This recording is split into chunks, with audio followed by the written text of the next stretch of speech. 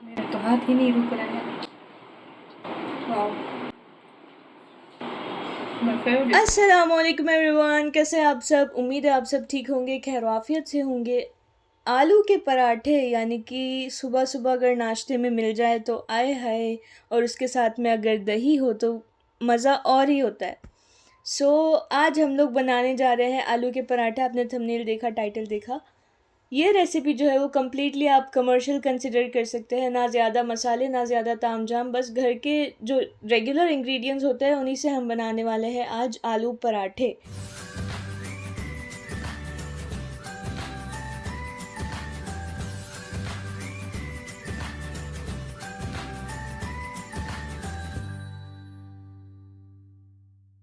इसकी पैकेजिंग करके स्टोर कैसे करना है, कैसे सेल करना है, ये बातें भी हमने जो है वो बताई हुई है इस वीडियो में, तो आप पूरे वीडियो में बने रहिएगा। रेसिपी स्टार्ट करते हैं। हमने 1.5 कप यानी कि 1.5 कप गेहूं का आटा लिया है। पहले हम आटा इसलिए गूंद रहे हैं क्योंकि हमें इसे रेस्ट देना होगा, तो इसका जो टेक्सचर होता है गूंदे हुए आटे का और भी ज़्यादा अच्छा हो जाता है। तो सबसे पहले हमने 1.5 कप गेहूं का आटा लिया है और इसमें थोड़ा थोड़ा पानी ऐड करते जाना है और आटा जो है वो गूंदते जाना है, यानी कि नीड करते जाना है। पहले हम आटा क्यों गूंद रहे हैं, इसलिए क्योंकि हमने आटा गूंद के इसे जो है वो ढक देना है, एक साइड रेस्ट करने के लिए रख देना है। ऐसा करने से क्या होता है वो मैं जब हम आटा गूंद लेंगे और साइड में रखेंगे तब हम आपको बताएंगे। ये रेसिपी जो है वो कमर्शियल है, आप इसे कमर्शियल कंसिडर कर सकते हैं। बहुत ही अच्छी सी बनती है, कोई ज़्यादा इंग्रेडिएंट्स नहीं है। और हाँ, सारे मेजरमेंट्स जो है वो मैंने डिस्क्रिप्शन बॉक्स में भी दिए हुए हैं और कमेंट बॉक्स में भी मैंने पिन कर दिए हुए हैं, आप वहाँ से जाकर ले सकते हैं। धीरे धीरे हमने आटा गूंदना है और ध्यान रहे कि ये ना ज़्यादा हार्ड ना ज़्यादा सॉफ्ट, मतलब कि रोटी का जो हम आटा गूंदते हैं उतना सॉफ्ट नहीं और उससे थोड़ा सा ज़्यादा हार्ड, ठीक है। बहुत ज़्यादा सॉफ्ट नहीं, बहुत ज़्यादा हार्ड नहीं। मैं अभी आपको टेक्सचर बताती हूँ जैसे ही आटा गूंद लेते हैं हम। कुछ इस तरह से आपने अपनी पूरी ताकत लगा के जो है इसे मसल मसल के गूंदना है। तो कुछ इस तरह से हमने आटा गूंद लिया, लेकिन ऐसा नहीं, हमें और स्मूथ चाहिए। तो इसको जो है वो हम ऑयल से इसकी ग्रीसिंग करेंगे, मतलब कि ऑयल डालकर हम इसे मसल लेंगे जैसे नॉर्मली हम रोटी का आटा भी इसी तरह से गूंदते हैं, ठीक है। तो इस तरह से हमने इसका टेक्सचर बोलूँ या कंसिस्टेंसी बोलूँ, टेक्सचर ज़्यादा अच्छा लगेगा, है ना। अगर कोई और भी वर्ड है इसके लिए, मतलब इसका टेक्सचर कंसिस्टेंसी क्या बोलते हैं इसको, तो मुझे, अगर आपको पता है तो मुझे कमेंट्स में ज़रूर बताइएगा, ठीक है। तो इस तरह से हमने मसल लेना है इसका टेक्सचर और ज़्यादा स्मूथ करने के लिए। ऑयल से ग्रीसिंग करने के बाद जिस तरह से हर एक चीज़ स्मूथ हो जाती है, उसी तरह से हमारा आटा जो है वो स्मूथ हो चुका है पहले से। अब हम इसको और स्मूथ बनाने के लिए एक बोल लेंगे या कोई भी परात वगैरह आप ले सकते हो, उसमें आपने जो है वो आटा रख कर ढक देना है उसे और साइड में रख देंगे। इससे क्या होता है, रेस्ट मिलने से ये जो है वो और स्मूथ हो जाता है। तो आलू हमने यहाँ पर मैश कर लिए हैं। अब हम चॉप कर लेते हैं कैप्सिकम। कैप्सिकम आधे से भी कम हमने लिया है, मीडियम साइज़ का कैप्सिकम है। और हमें जो है वो इस तरह से जो वाइटिश पार्ट होता है वो निकाल देना है। इसको जो है हम इजीली चॉप कर लेते हैं, छोटे छोटे पीसेस में हमें चॉप करना है, बहुत ज़्यादा स्मॉल नहीं, बहुत ज़्यादा बिग नहीं, ठीक है।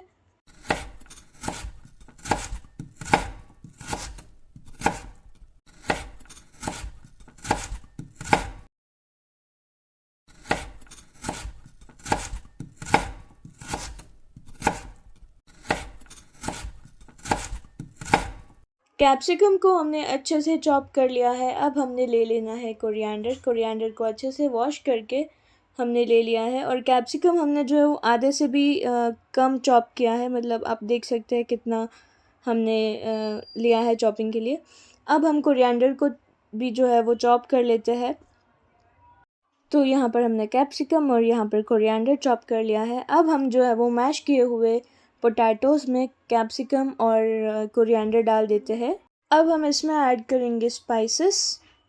सबसे पहले हम ले रहे हैं red chilli powder. Measurements as I said earlier description box में भी है और कमेंट्स में भी पिन किया हुआ है, आप वहाँ से देख सकते हैं। और आप अपने हिसाब से एडजस्ट भी कर सकते हैं कि कितना ज़्यादा आप तीखा खा सकते हैं उस हिसाब से। अब हम ले रहे हैं बादशाह का रजवाड़ी मसाला, गरम मसाला है ये। थोड़ा सा हमने गरम मसाला डाल दिया है बादशाह का, ये बहुत ही ज़्यादा एनहांस कर देता है फूड के फ्लेवर को। अब हम ये जला हुआ नहीं है इसलिए हम इसके ऊपर छिड़केंगे नमक। जस्ट किडिंग गाइस, हम स्वाद अनुसार जो है वो नमक डाल देंगे इसमें। जले पे नमक छिड़कना बहुत बुरी बात होती है, जले पे नमक नहीं छिड़का करते। तो अब हम इसको अच्छे से जो है वो मिक्स कर लेते हैं, फिर आपसे मिलते हैं। तो अच्छे से हमने इसे जो है वो मिक्स कर लिया है और अब हम जो है आटा जो हमने रेस्ट करने के लिए रखा था, डो हमारा, उसका जो टेक्सचर है वो कुछ इस तरह से हो चुका है। आप देख सकते हैं हमने कुछ भी नहीं किया है, आपके सामने ऑयल से नीड किया था, उसके बाद साइड में रख दिया था। तो अब चूँकि ये कमर्शियल रेसिपी है तो हमने सारा कुछ जो है वो वेट्स एंड मेजरमेंट से करना होता है। सो अब हमने वेइंग स्केल ले ली है और उसके ऊपर कोई भी वेसल आप रख दें और टेयर कर दें। 60 ग्राम्स हमने जो है आटा लेना है, ठीक है। ये 65 है, इसे थोड़ा सा कम कर लेंगे। जब तक प्रिसाइसली 60 नहीं होता 61 चलेगा, लेकिन कम नहीं करना है आपने, 61 से ज़्यादा नहीं करना है, ठीक है। तो ये 60 ग्राम्स हमारा आटा जो मेजर हो चुका है। इसी तरह से हम जो सारे मेजर करके बॉल्स बनाकर रख देंगे साइड में। अगेन हम मेजर कर लेंगे 60 ग्राम्स। तो इस तरह से जो है हमने मेजर करके रख दिया है। जो मेजरमेंट डिस्क्रिप्शन में या कमेंट बॉक्स में आपने पढ़ा है उसके हिसाब से जो है वो 5 इसके वो हुए हैं, बॉल्स बने हैं। अब हमने जो आलू मैश करके मिक्सचर रेडी किया था उसको जो है वो 50 या 51 ग्राम्स आप एडजस्ट कर सकते हैं, लेकिन हर एक उसमें मत कर दीजिएगा कि 1 ग्राम ज़्यादा होगा तो चलेगा, वरना फिर दूसरे में भी प्रॉब्लम हो सकती है, ठीक है। सो 50 ग्राम्स हमने जो है वो आलू का मैश लेना है और उसको भी साइड में जो है वो मेजर करके बॉल्स बना कर रख देना है। तो सारा रॉ मटेरियल वाला प्रोसेस हो गया। अब आते हैं मेन काम पर। फ्लेम हमने ऑन कर दी है, एक पैन रख दिया है कि जिस पर आप जो है पराठा सेकेंगे। तो आलू पराठे को बेलने के लिए सबसे पहले हमें इसे जो लोई है उसको ड्राई फ्लोर में वो करना है। गाइस मेरी स्पीच बहुत ज़्यादा ख़राब होती जा रही है, मैं वर्ड्स बोलते ही जा रही हूँ कुकिंग के रिलेटेड। अब इसको हम जो है वो बेल लेंगे अच्छे से। ज़्यादा नहीं बेलना है, बस थोड़ा सा बेलना है कि जिसमें हम ये 50 ग्राम्स मेजरमेंट किया हुआ मिक्सचर आलू का मैश रख कर इसे जो है वो पोटली बना सके, ठीक है। तो इसको इस तरह से सेंटर में रखना है और फिर धीरे धीरे इस तरह से एडजस को पकड़ते हुए ऐसे पोटली बना लेना है। तो अब आप सोचेंगे कि पोटली बनाकर हम अगर बेलेंगे तो हमारा पराठा फट नहीं जाएगा। तो देखिए पोटली बनाने के बाद इस तरह से आपको जो है वो जो ऊपर उपसा हुआ जो पार्ट होता है ना उसको बिठा देना है, ठीक है। इससे आपके आलू पराठे नहीं फटेंगे बेलते वक्त और ना ही सेकते वक्त। वो बात अलग है कि आपसे अगर थोड़ी बहुत गलती हो गई तो हो सकता है। फिर इसको इस तरह से आराम आराम से बेल लेंगे और कुछ इस तरह के हमने जो है वो थिकनेस रखनी है इस पराठे की, ठीक है। अब ये रेडी है और हमें जो है इसको सेकना है। सो इस तरह से हमने पराठे को डाल दिया है और इसको कम्प्लीटली जो है वो हमें नहीं सेकना है, पार्शियली। मतलब आप अगर घर पर समोसा शीट बनाते तो उसको किस तरह से सेकते हैं, ना पूरा पका हुआ ना पूरा कच्चा, उस तरह से। अभी मैं आपको दिखाऊंगी आगे किस तरह से सेकते हैं। और ध्यान रहे कि मतलब अगर आप प्रोफेशनल है तो एक पराठा जब तक आप सेक रहे हैं तब तक वो कम्प्लीटली सिक जाए, तब तक जो है वो दूसरा पराठा रेडी होना चाहिए, ठीक है। तो टाइम लैप्स में कर देते वीडियो ताकि फटाफट से ना मेरा टाइम वेस्ट हो ना आपका टाइम वेस्ट हो और फटाफट से जो है वो पराठा सिक जाए। मैं आपको बताती हूँ कि किस तरह से सीखना है, ठीक है। सो तकरीबन हमने इसे जो है वो 30 to 45 सेकेंड्स तक सेका है और अब हम इसको टर्न कर लेंगे। टर्न करने के बाद अराउंड हम 17 to 20 सेकेंड्स के लिए जो है इसे सेकने देंगे और देन इसको टर्न कर लेंगे और फिर से जो है वो 45 टू 50 सेकेंड्स के लिए आपने इसे सेकने देना है। हाँ, बहुत ज़्यादा हाई फ्लेम नहीं रखनी है, मिड हाई फ्लेम पर हमें इसे सेकना है। और ये देखिए कुछ इस तरह से जो है हमने इसे सेका है और इसे साइड में रख देंगे। जैसे कि मैंने बोला कि एक पराठा जब तक सिक रहा है, रोस्ट हो रहा है, तब तक आपका दूसरा पराठा बेल के रेडी होना चाहिए, ठीक है। अब इसको भी हमने जो है वो अच्छे से कच्चा पक्का सेक लिया है और साइड में रख देंगे। इसी तरह से हमने पांचों पराठों को सेक लेना है, लेकिन यहाँ पर एक पूरा हम सेकेंगे। और ये देखें कहीं से भी फटा नहीं है पराठा। जो टेक्निक अगर मैंने बताई आप फॉलो करते हैं तो बहुत ही अच्छे से आप पराठे बना लेंगे। अगर कोई बिगिनर भी ये वीडियो देख रहा है और फर्स्ट टाइम पराठा बना रहा है तो भी वो आसानी से इंशाल्लाह से बना लेगा। अच्छा, अगर आपने अभी तक हमारे चैनल को सब्सक्राइब नहीं किया है तो जल्दी से जाकर सब्सक्राइब कर दे, बेल आइकन ज़रूर क्लिक करिएगा और हाँ साथ ही में ऑल वाला ऑप्शन भी चूज़ कर लीजिएगा और कमेंट्स में अपना रिव्यू ज़रूर दीजिएगा। अगर आप ये रेसिपी ट्राई कर रहे हैं तो आपको कैसी लगी वो भी मुझे कमेंट्स में ज़रूर बताइएगा। सारे पराठे हमने इस तरह से सेक लेने हैं। हम जो है वो अब ये पराठा सेक रहे हैं अपने खाने के लिए। 4 पराठे हमने सेक कर रख दिए हैं ठंडे होने के लिए, क्योंकि ठंडे होने के बाद ही हमने इसकी पैकिंग करनी है।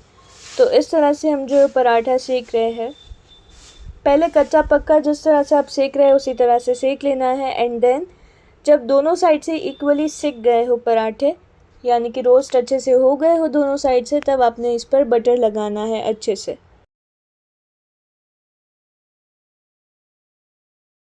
अब हम इसका टेस्ट एनहांस करने लगे हैं, मतलब दोनों साइड से अगर इक्वली सेक लेते हैं आप, उसके बाद बटर लगाने से इसका टेस्ट जो है वो एनहांस होके आता है। इस तरह से हम जो है पराठे सेकने लगे हैं। ये रेसिपी जो है वो मस्ट ट्राई है, मतलब कि बहुत ज़्यादा अच्छी बनती है ये रेसिपी से अगर आप आलू पराठे बनाएं। और ये देखो कितना अच्छा सा धुआं निकल रहा है और इसका कलर देखो ज़रा। वॉइस ओवर करते करते मुझे भूख लग गई है गाइस।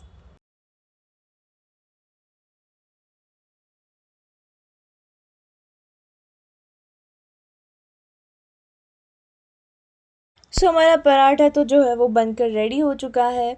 और अब जो है मैं आपको टेक्निक बताती हूँ कि अगर आपको इसे स्टोर करना है फ्रोज़न तो आप किस तरह से कर सकते हैं। तो यहाँ पर हमने फॉइल पेपर और मावा पेपर ले लिया है। मावा पेपर आपको किसी भी पान वाली शॉप से भी मिल जाएगा या फिर जो होलसेल प्लास्टिक आइटम से सेल करते हैं उनके पास से भी मिल जाएगा।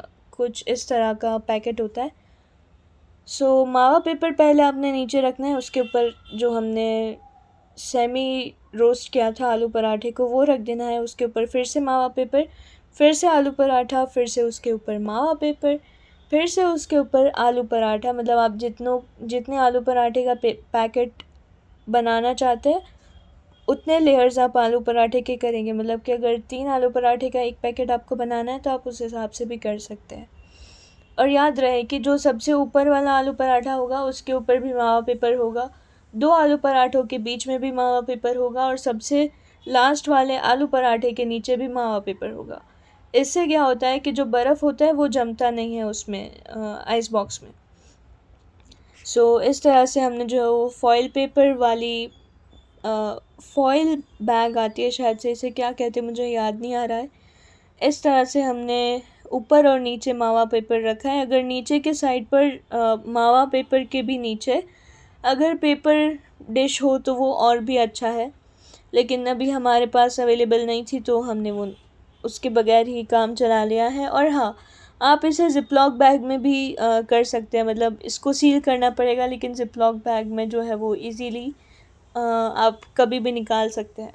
इस तरह का हमारे पास सीलिंग मशीन है और इसमें ही हम जो है वो सील करने वाले हैं आलू पराठे के पैकेट को। अच्छा, इसकी शेल्फ़ लाइफ जो है वो डीप फ्रीज़र में 1 मंथ होती है। और आपने जब आलू पराठा सेकना है तो आइस बॉक्स में से निकाल कर तुरंत आपने जो जितने भी पराठे सेकने हैं उतने निकाल लेने हैं और फिर से उसे पैक करके फ्रीज़र में जाने देना है, डीप फ्रीज़र में। सो इस तरह से हमने जो है वो सील कर लिया है, और जो एक्स्ट्रा यहाँ पर बचा हुआ है उसको हम कट कर लेंगे सीज़र से। एक बार मैं आपको पूरा सीलिंग मशीन दिखा देती हूँ। कुछ इस तरह से है सीलिंग मशीन। सो यहाँ पर अब एक्स्ट्रा जो इसका पार्ट है आगे का वो कट कर लेते हैं हम। बैकग्राउंड नॉइज़ को आप थोड़ा सा इग्नोर कर दीजिएगा, डॉग्स जो बहुत ज़्यादा आज बार्क कर रहे हैं, पता नहीं। सो ये आलू पराठे 4 हमने डाले हैं इसमें। आपने जब भी निकालने हो आप तुरंत ही उसमें से निकाल कर फिर से पैक करके फ्रीज़र में जो है वो रख दीजिएगा, ठीक है। उससे क्या होता है कि ये ज़्यादा मतलब नॉर्मल टेम्परेचर पर नहीं आएंगे ना, तो उसकी शेल्फ़ लाइफ अच्छे से बनी रहती है। अब आप कहेंगे कि आलू पराठा आपने सेक तो दिया, लेकिन आपने उसका टेक्सचर अंदर से कैसा है ये तो बताया नहीं। तो चले, आलू पराठे को हमने कट कर लिया है 4 पीसेस में। अब आपको मैं इसका जो अंदर से टेक्सचर है वो मैं आपको बताती हूँ। ये देखें, पूरे पराठे में हर जगह जो है वो स्प्रेड हुआ हुआ है ये इसकी आलू की फिलिंग, ये देखें। और इतना सॉफ्ट है, खाने में भी बटर का इतना एनहेंस्ड टेस्ट आ रहा है, बहुत ही ज़्यादा अच्छा लग रहा है। मस्ट ट्राई फॉर ब्रेकफास्ट और फॉर स्नैक, बहुत ही ज़्यादा अच्छा लगेगा। हमने यहाँ पर जो है वो दही के साथ सर्व किया है, और उसके ऊपर जो है वो रेड चिली पाउडर डाला है। अगर आप चाहते हैं तो इसके ऊपर chaat masala, peri peri powder या ब्लैक पेपर और सॉल्ट भी डालकर इसे सर्व कर सकते हैं। हॉस्टल में रह रहे हैं या फिर ऑफिस में बिज़ी है, तो फिर सुबह उठने के बाद जो है वो वक्त ही नहीं रहता ज़्यादा ब्रेकफास्ट बनाने के लिए, तो आपके लिए ये बहुत ही हेल्पफुल वीडियो रही होगी। अगर आपको ये रेसिपी अच्छी लगी हो तो वीडियो को लाइक कर दीजिए, अपने फ्रेंड्स और फैमिली सर्कल में शेयर कर दीजिए, ताकि वो भी ये मज़ेदार रेसिपी का मज़ा उठा सके। मिलते हैं नेक्स्ट वीडियो में। बाय बाय, खुदा हाफिज़।